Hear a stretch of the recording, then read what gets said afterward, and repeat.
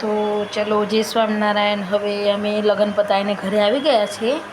તો સાસુમાએ કીધું કે ખાલી વઘારેલી ખીચડી જ બનાવો. તો મેં જો ચોખા પલાળ્યા છે, એમાં તુવરની દાળ પલાળી લીધી થોડી વાર પહેલાં, અને તેલ મૂક્યું, એમાં સૂકા મરચાં નાખ્યા, રઈ ફોડી, મીઠો લીમડો નાખ્યો, અને તેલની અંદર વટાણા બટાકા ટામેટાં શેકવા માટે મૂક્યા છે. એમાં મીઠું નાખી દીધું છે.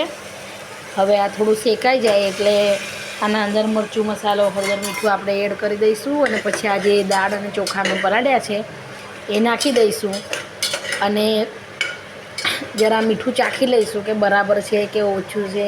અગર ઓછું લાગે તો નાખીશું, અને બરાબર હોય તો નહીં નાખીએ. અને બસ આજે ગરમ ગરમ વઘારેલી ખીચડી ખાઈશું.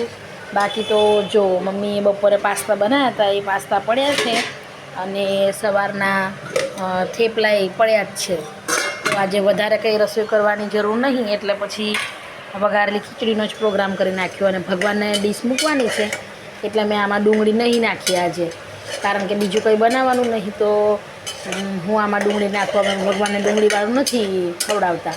અને આના અંદર મેં આખા મરી અને તજ વાટીને નાખ્યા છે, એટલે થોડો આમ થોડા તેજ બને ને એટલે. તો તમને પણ આવી રીતે સાદી સાદી ખીચડી ખાવી હોય તો બનાવી લેજો અને ખાઈ લેજો. હું તો બનાવી રહી છું. હવે આમાં હું નાખીશ ધાણા જીરું પાવડર,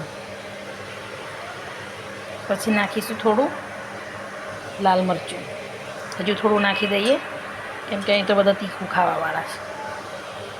પછી આમાં નાખીશું થોડી હળદર. આ સીટીની હળદર બધી નકલી આવે છે એટલે મારે વધારે નાખવી પડે. ચલો હળદર નાખી હવે બધું સરસ મિક્સ કરી લઈએ.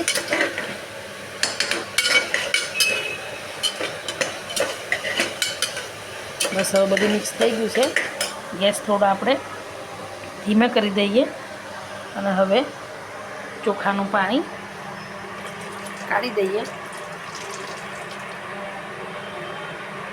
પહેલાં મેં ધોઈ લીધા હતા ને પછી પલાળીને રાખ્યા હતા.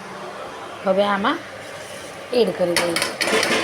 બસ હવે સરસ મિક્સ કરી લઉં, અને આમાં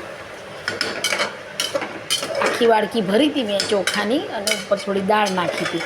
એટલે મારે 3 ગ્લાસ પાણી મૂકવાનું છે.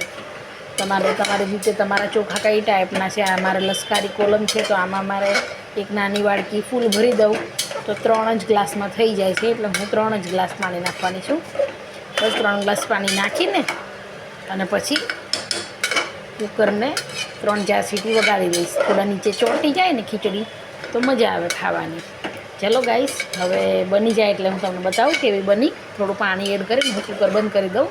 હા, 3-4 સીટી વગાડી દઉં એટલે થોડા ચોંટી જાય ભાત.